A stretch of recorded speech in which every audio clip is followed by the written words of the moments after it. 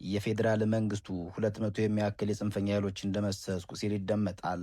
የፋኖ ኃይሎች በበኩላቸው አይ እኔ ነኝ 215 የሚያክል ወታደሮችን የገደልኩት ሲሉ ይሞግታሉ። በጎጃም ሰማይ ስር የባሩድ ጢስ ሲጨስ፣ በጎንደር መተማ መስመር የሞት ዜና ይደመጣል። ጦርነቱ ከሜዳው ውጊያው ባሻገር ወደ የቁጥሮች ጦርነት ወይም ዋር ኦፍ ነምበርስ ተሸጋግሯል። ይባስ ብሎ የአማራ ክልል መንግስት ሰላም አወረድኩ ብሎ የፈረመው ስምምነት ከድርጅቱ ከተባረሩ ግለሰቦች ጋር የተደረገ የፖለቲካ ድራማ መሆኑ ሲጋለጥ የጉዳዩን አሳሳቢነት እጥፍ ድርብ አድርጎታል። ዛሬ ይህን የቁጥሮች ጨዋታ፣ የከሸፉ የሰላም ስምምነት ፖለቲካዊ ቁማርና በሰሜን ኢትዮጵያ እየተካሄደ ያለው ደም አፋሳሽ የሽምቅ ውጊያ እውነታ ከመጋረጃው በስተጀርባ ያለውን ምስጢር ፈልቅቀን እናወጣለን። ይህ በራፍ ቴሌቪዥን ነው። አብራችሁን ቆዩም። ጤና ይስጥልኝ። እንደምን አላችሁ? በያላችሁበት የዓለም ክፍል ሰላም ለእናንተ ይሁን።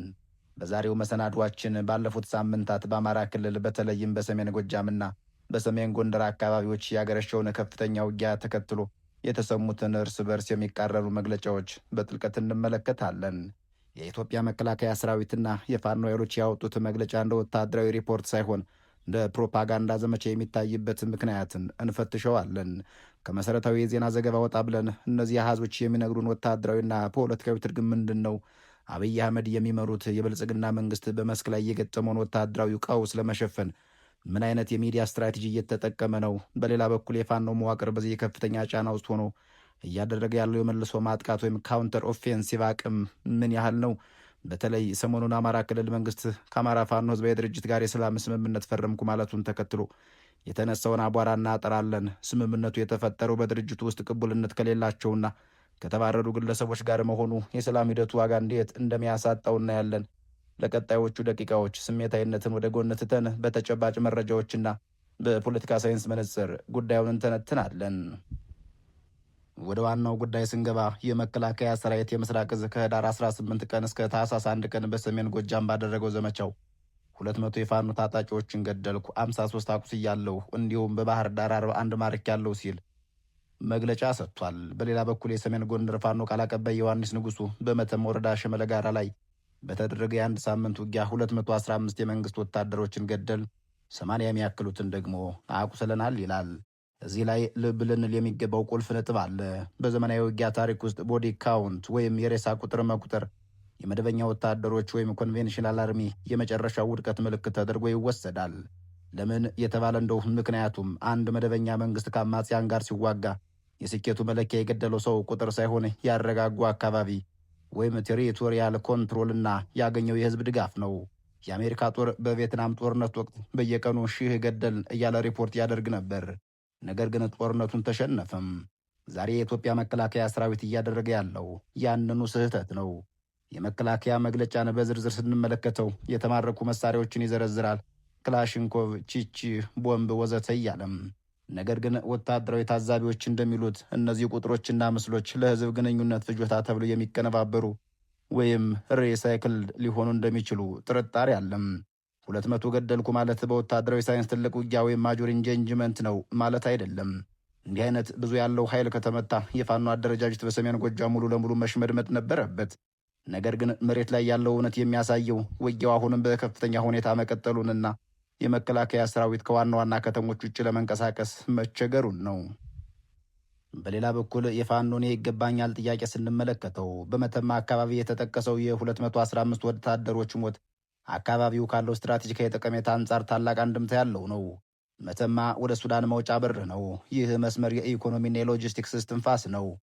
ፋኖ ይህንን አካባቢ መፈተን ከቻለና ይህን ያህል ጉዳት ማድረስ ከቻለ መንግስት በሰሜን ኢትዮጵያ ያለውን የድንበር ደህንነት የማስጠበቅ አቅሙ ጥያቄ ውስጥ ገብቷል እንደማለት ነው። በሰሜን ጎጃምና በሰሜን ጎንደር እየተካሄደ ያለው ውጊያ ባህሪ ይለያያል። በሰሜን ጎጃም በተለይም በገጠር ወረዳዎች ያለው መልክዓ ምድር ለሽምቅ ውጊያ ወይም ጉሬላ ዋርፌር እጅግ ምቹ ነው። የመከላከያ ሰራዊት ከባድ መሳሪያና ድሮን ቢጠቀምም የፋኖ ታጣቂዎች ከህዝቡ ጋር ተቀላቅለው ስለሚኖሩና መሬት አቀማመጡን ስለሚያውቁት መደበኛው ሰራዊት ወይም ሻዶው ቦክሲንግ ወይም ከጥላ ጋር ቦክስ የመቅጠም ያህል ነው እየሆነበት ያለው። የመከላከያ ሰራዊት የምስራቅ እዝ መግለጫ ውስጥ በባህር ዳር 19 የሚያክሉ የፋኖ ኃይሎች እጃቸውን ሰጡ የሚለው ንግግር የከተማው ውጊያ ስጋት አሁንም እንዳለ የሚጠቁም ነው። ባህር ዳር የክልሉ መቀመጫ ናት። በክልሉ መቀመጫ ውስጥ የፋኖ ታጣቂዎች አሉ ብሎ ማመንና መግለጫ መስጠት የክልሉ መንግስት የጸጥታ መዋቅር ምን ያህል እንደተቦረቦረ የሚያመላክት ነው። በሰሜን ጎንደር መተማ በኩል ያለው ውጊያ ደግሞ የኢንተርናሽናል ድንበር ጉዳይ ነው።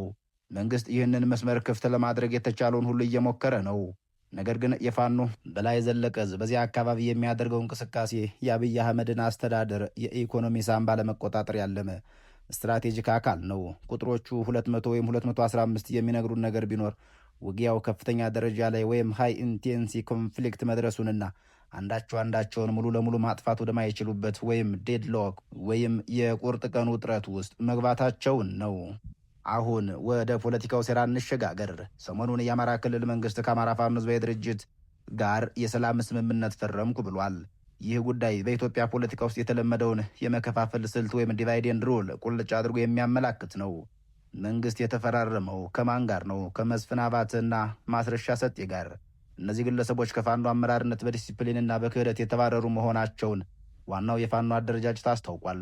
ታዲያ መንግስት ይህንን እያወቀ ለምን ከእነዚህ ሰዎች ጋር ተፈራረመ? መልሱ ቀላል ነው። አንደኛው ለዓለም አቀፉ ማህበረሰብ ሰላም እያወረድን ነው፣ ነገር ግን እምቢተኞች አሉ የሚል የውሸት ትረካ ወይም ፎልስ ነሬቲቭ ለመፍጠር ነው። ሁለተኛው በፋኖ አደረጃጀት ውስጥ ጥርጣሬ ለመዝራትና የትግሉን ሞራል ለመስበር ነው። ይህ አይነቱ ስትራቴጂ ግን ባክፌር ያደርጋል ወይም መልሶ ራሱን መንግስትን ይወጋዋል።